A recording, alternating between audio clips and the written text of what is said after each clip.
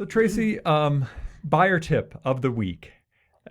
There's that saying out there. It goes location, location, location, right? We hear it in the real estate world all the time. It's the broker motto, they say, and and I think the question is, what does that really mean? And as a buyer, what should you be thinking about when what does that mean to a buyer, and what should they be thinking about? So a poor location, Tego, can severely limit the upside, right? The upside potential of a home's value, as well as if you do updating on it, you can still not really affect the value as much if the location is a problem. Picking a location, we'll talk about what makes a great location, sure. But if you pick a great house, but the location is wrong, it's hard to fix that. Whereas if you can fix a bad house in a good location, you can paint, you can landscape, you can update it, you can make it look better, and then you're in a great location. Yeah, you can't fix the location, right? Right. It is what it is, right? So you poor can locations, right? Yeah. So you think about it. It used to be everything along our railroad track was considered a poor location. Well, luckily, they put in those silent crossings. Yep. So yes, you can hear and feel that a train is going by, but the whistle doesn't keep you awake all night, right? I remember a property that was for sale once, and it was kind of down off Edith there in the North Valley along the railroad tracks. And the first line in the property description was "Train Lover's Dream." I thought that was a good way to spin that. It's next to the railroad track, so yeah. I thought that was kind of cute. But so what are some other things? Yeah, right? What are some of the others? So we talked about the railroad. Yeah. Obviously, it's gotten better here. Yeah. I kind of like, when I've never lived next to a rail line, but when I sit there at a stopped rail crossing, and I always open my window, and I'm always sad I don't hear the whistle, but I love to feel the energy of the train going by. But I'm sure I wouldn't want to live there and feel it all the time, even though I know trains don't go by all night here. Yeah. But some other things, right? So we have garbage dumps around, sure. right? Landfills, yeah. Landfills. Being upwind of that would be especially unpleasant because we know that the winds prevalently come from a certain direction here, right? Places that have a lot of nightlight activity, nightlife and light. That's a tip that you tell people is when you're looking at homes, be sure to maybe look at it in the evening or after dark. You can do that this time of year really easy. You can see if there is a lot of light pollution in the area. Right.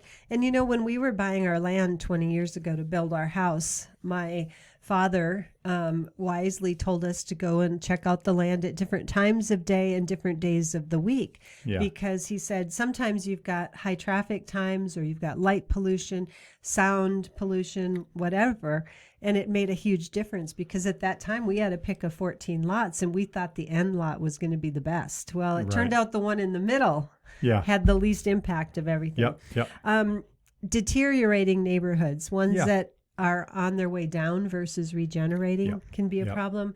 And now this one, a lot of people might not agree with, Tego. Yeah. Next to a school. Yeah, and I think that's going to be a choice. I think I would say it this way: is some people would love it, and some people would absolutely rule it out. Right, for sure. And some of it is because of all the traffic, right? As a buyer, right? When you're going to resell. Yeah, right. Yeah. And some of it just has to do with drop off and pickup traffic. We think about when we're showing homes around town and it's pickup or drop off time at schools, and there's just cars lined up for a quarter mile, it seems like, waiting. And if your house is right there, it can be a problem. But I've had a buyer before who said, I don't want to be anywhere where I can hear a kid's playground. Yeah. Which you wouldn't think of that, right? The other thing, it's not just a specific part of town or a specific neighborhood or a specific zip code. It could be where the home is situated on the street or on the block, right? So the first thing that comes to mind when you say that, and we haven't talked about this, would be where you're at a T in a road where a road comes in and you're the house in front of that stop Yeah. sign, and the lights come all evening long and shine right into your house, and Yeah. all the cars stop and start there. I remember showing new homes at Paseo and Coors. Up on the bluff there on the west side of Coors, there was this new neighborhood 15 years ago, and I was like, wow, what a great place to buy. You've got amazing views of the river and back to the mountain. And when I was in the house showing it, it was up above Coors. So not only did you have the noise of Coors, but there was stoplights a block apart right there. And so it was vehicles stopping and starting. And there's something about being on a busier road where the traffic noise is sort of constant.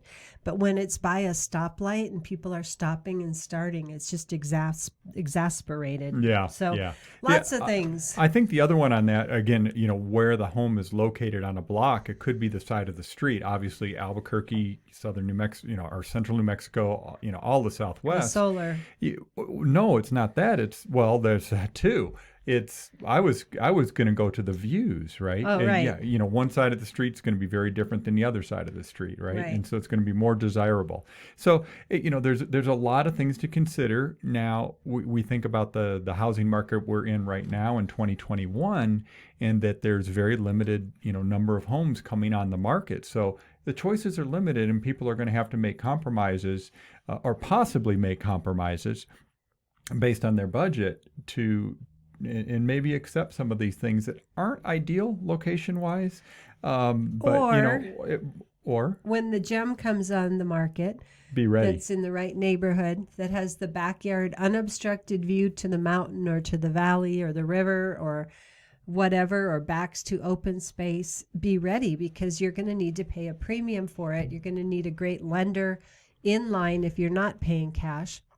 And you gotta be ready to be the one that wants that. Yeah. So location. That was our talk about that. And there's so many things to consider when you are a home buyer, and just there's another list to put on your list. Okay.